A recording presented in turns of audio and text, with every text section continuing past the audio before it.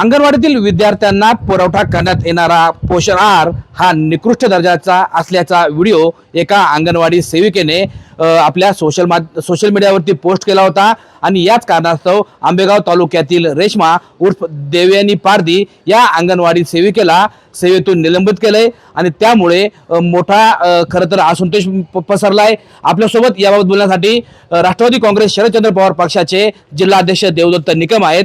निकम साहेब, खरं तर काय सांगाल, शाळेत चाललेली अनागोंदी, अंगणवाडीवर चाललेली अनागोंदी, विद्यार्थ्यांना येणारा निकृष्ट आहार, त्या तक्रारी करून त्याला दखल घेत नव्हते, त्यामुळे त्या संबंधित अंगणवाडी सेविकेने हा जो व्हिडिओ आहे तो समाज माध्यमावर टाकलाय आणि त्याच्यावरती आता निलंबनाची कारवाई झाली आहे।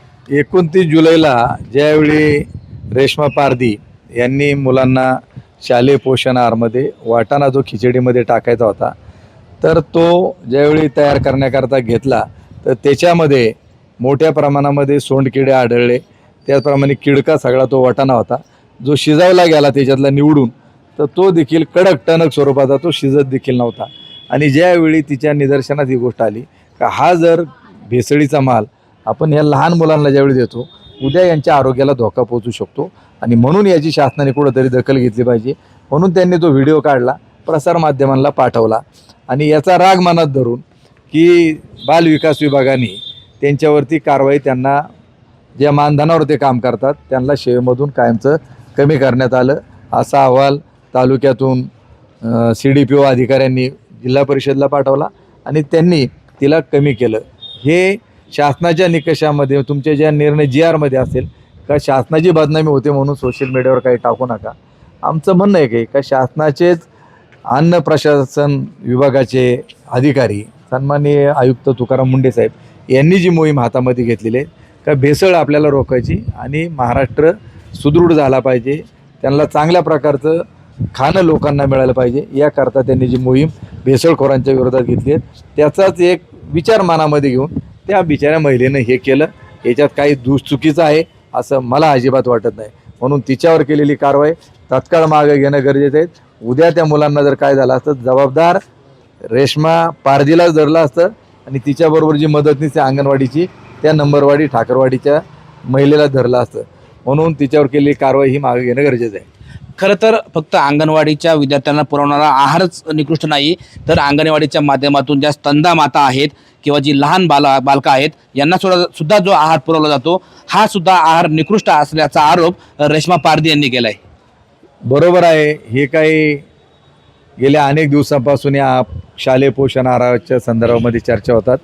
2 वर्षापूर्वी देखील आदिवासी आश्रमशाळातील मुलांना जे सुगंधी दूध दिलं जातं टेट्रापॅकचं, त्याच्यामध्ये देखील आळ्या आढळून आल्या होत्या, त्यावेळी देखील मोठा हा विषय झाला होता, परंतु कारवाई काय झाली नाही। त्याचबरोबर जे मुलांना आहार बनवला जातो तर तिथं देखील सोयाबीनच्या भाजीमध्ये किंवा दुसऱ्या भाजीमध्ये देखील आळ्या आढळून आल्या होत्या, त्याच्यावर देखील पुढं काय कारवाई झाली।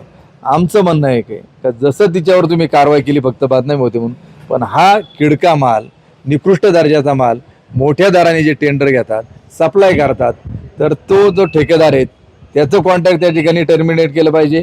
जे क्वालिटी कंट्रोलवाले अधिकारी आहेत त्यांच्यावरती कारवाई झाली पाहिजे। एखाद्या गोरगरीब आदिवासी महिलेवर कारवाई करणं हे चुकीचं आहे आणि जर यांना सकस आहार द्यायचा असेल तर सरकारने जसे लाडक्या बहिणीला किंवा अन्य संजय गांधी निराधार योजना असेल थेट लाभार्थ्याच्या खात्यामध्ये तुम्ही पैसे जमा करता, तसं शालेय पोषण आहारमध्ये ज्या विद्यार्थ्यांना तुम्हाला महिन्याला ठराविक रक्कम जी खर्च तुम्ही करता ती थेट त्यांच्या खात्यामध्ये जमा करावी आणि घरून मुलं चांगल्या प्रकारचा आहार येतील, हे सगळ्या भानगडी बंद होऊन जातील। कारण हे काय अंगणवाडी का जे मुलं जे येतात ती काही निवासी नाहीत, ते घरच्याहून येऊन जाऊन करत असतात, त्यामुळे घरून त्यांची पालक त्यांना चांगलं अन्न बनवून देतील।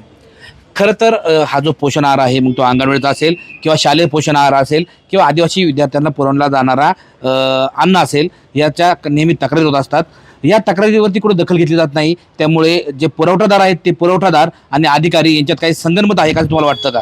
100% याच्यामध्ये तुम्ही जे दुधाचं सुगंधी दुधाचं जे टेंडर होतं 140 रुपये लिटरनी ते दूध, सुगंधी दूध विद्यार्थ्यांना दिलं जात होतं।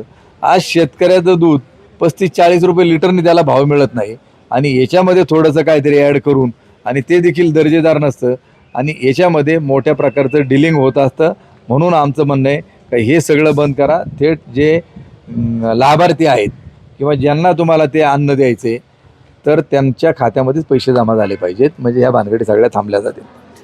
खरं तर अंगणवाडी सेविका रेश्मा उर्फ देवयानी पारधी यांच्यावर झालेली कारवाई ही चुकीची आहे. ही कारवाई मागे घेण्यात यावी अशी मागणी या ठिकाणी देवदत्त निकम यांनी केली आहे. त्याचबरोबर अंगणवाडीचे विद्यार्थी असतील किंवा शालेय विद्यार्थी असतील यांना पोषण आहार न पुरवता त्या पोषण आहाराचे जे पैसे आहेत ते DBTद्वारे थेट त्या मुलांच्या पालकांच्या खात्यावर जमा करावेत, जेणेकरून पालक स्वतः आपल्या मुलांना चांगला पोषण आहार देतील असं मतही या ठिकाणी राष्ट्रवादी काँग्रेस शरदचंद्र पवार पक्षाचे जिल्हा अध्यक्ष देवदत्त निकम यांनी व्यक्त केलंय. सचिन तोडकर, न्यूज 18 मराठी, घोडेगाव, पुणे.